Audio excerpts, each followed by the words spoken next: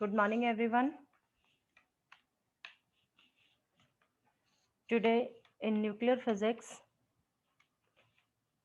we will study interaction of nuclear radiations with matter. तो basically जो radiations होती हैं वो मैटर के साथ, मैटर मतलब कोई भी आपका सॉलिड लिक्विड गैसेस कोई भी मैटर हो सकता है, उसके साथ कैसे इंटरेक्ट करती हैं, क्या क्या प्रोसीजर होते हैं, क्या क्या चीज़ें हमारे पास होती हैं, उन सब के बारे में हम डिस्कस करेंगे इसमें। बेसिक पहले हम बात करते हैं कि न्यूक्लियर रेडिएशंस क्या होती हैं।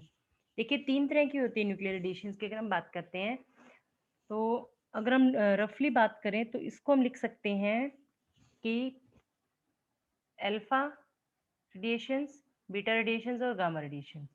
तो बेसिकली 3 तरह की रेडिएशंस होगी, एक पॉजिटिवली चार्ज, एक नेगेटिवली चार्ज और एक अनचार्ज। तो जो अल्फा रेडिएशंस होती हैं, these are the positively charge radiations consisting of 2 protons and 2 neutrons bound together into a particle identical to helium nucleus। तो अल्फा पार्टिकल्स की जो रेडिएशंस होते हैं हम उसको इस तरीके से भी लिख सकते हैं, हीलियम 2 × 4। ठीक है, तो ये होता है, इसको हम अगर हमें अल्फा पार्टिकल को लिखना है या अल्फा रेडिएशंस को अगर हमने लिखना तो अल्फा इसके इक्विवेलेंट होता है। तो जहाँ पे हीलियम 2 4 लिखा हुआ दैट मीन्स कि वो ओरिजिन है अल्फा का। ठीक है, फिर अगर हम बात करते हैं कि बीटा रेडिएशंस, तो ये क्या होती है, these are the negatively charge radiations. दो तरह की होती है ये, एक बीटा नेगेटिव और एक बीटा पॉजिटिव। बीटा नेगेटिव में क्या आ जाता है, आपके पास इलेक्ट्रॉन्स आ जाते हैं, और बीटा पॉजिटिव में क्या आ जाता है आपके पास, प्रोटॉन्स आ जाते हैं, पॉजिट्रॉन्स आ जाते हैं। पॉजिट्रॉन्स बेसिकली होते क्या है, इलेक्ट्रॉन्स के एंटी पार्टिकल, कि जितना चार्ज इलेक्ट्रॉन्स पे है, मास दोनों का सेम होता है, जितना चार्ज इलेक्ट्रॉन्स पे है उसका अपोजिट नेगेटिव, उतना ही नेगेटिव चार्ज पॉजिट्रॉन पे होगा। क्लियर। नेक्स्ट अगर हम बात करें that is your gamma radiations. These are the chargeless, high energetic, high penetrating radiations होती हैं, और ये पैकेट्स की फॉर्म में होते हैं जिसको हम कहते हैं फोटॉन्स। क्लियर। तो ये हो गया बेसिक हमारे न्यूक्लियर रेडिएशंस। अब ये रेडिएशंस जब किसी भी मटेरियल के साथ, किसी भी मैटर के साथ इंटरेक्ट करेंगी तो ये क्या प्रोड्यूस करती हैं। अगर हम बात करते हैं कि जो चार्ज पार्टिकल्स हैं, तो चार्ज पार्टिकल्स में हमारे पास क्या क्या थे, अल्फा और बीटा की अगर हम बेसिकली बात करते हैं कि अल्फा और बीटा, जब चार्ज पार्टिकल्स जो होते हैं हमारे पास मैटर से पास करते हैं तो दो प्रोसीजर्स होते हैं हमारे पास, एक होता है एक्साइटेशन, दूसरा होता है आयनाइजेशन। तो इन दोनों के बीच में डिफरेंस क्या होता है एक्साइटेशन और आयनाइजेशन के बीच में, तो हम डिस्कस कर लेते हैं एक बार हल्का सा, एक्साइटेशन और आयनाइजेशन।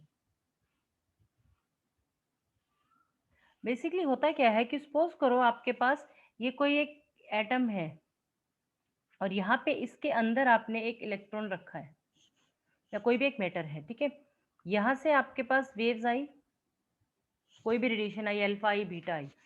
ठीक है, अब ये क्या करेगी, ये एक स्टेट है इसकी, अगर हम डिफरेंट स्टेट्स की बात करते हैं ये इस तरीके से।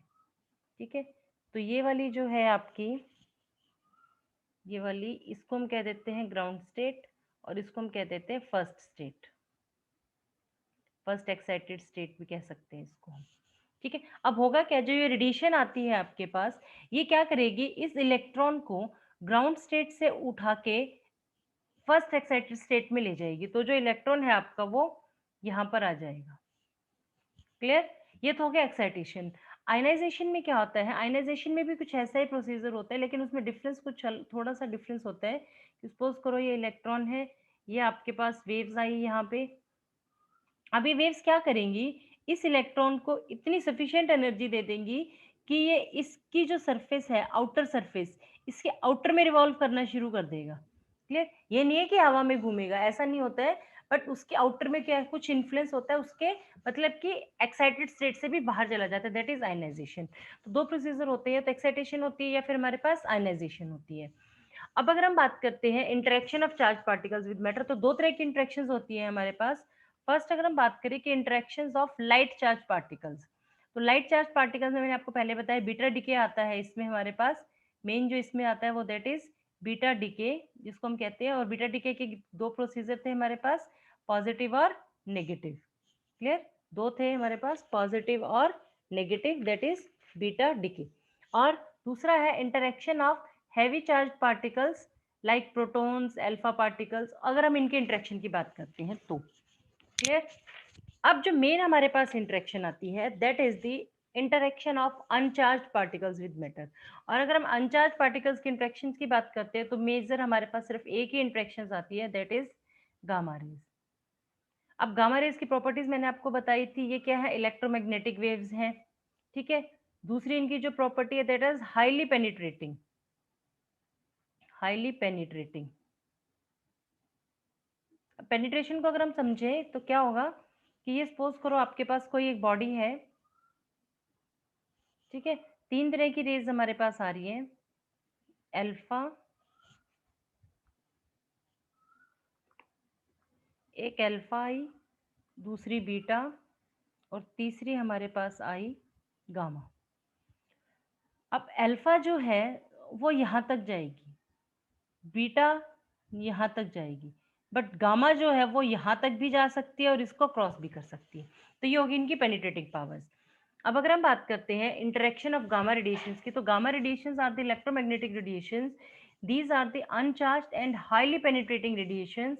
There are three possible modes of interaction of gamma rays.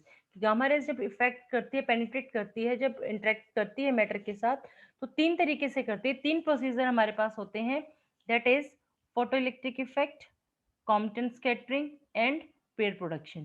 These are the most important topic of nuclear physics. अगर आप इनकी बात यहाँ भी नहीं करोगे तो हर लेवल पे, इनफैक्ट 9th 10th से स्टार्ट हो जाता है आपका इंटरेक्ट गामा रेडिएशन का, photo electric effect, Compton effect, Compton scattering, pair production. तो ये सारे किस लेवल पे है, जब गामा की रेडिएशंस, गामा रेडिएशंस क्या होती है, जो चार्जलेस रेडिएशंस होती है, जब ये इंटरेक्ट करती हैं मेटल्स के साथ, तो तीन प्रोसीजर हमारे पास फॉलो होता है, that is photo electric effect, Compton scattering और पेयर प्रोडक्शन।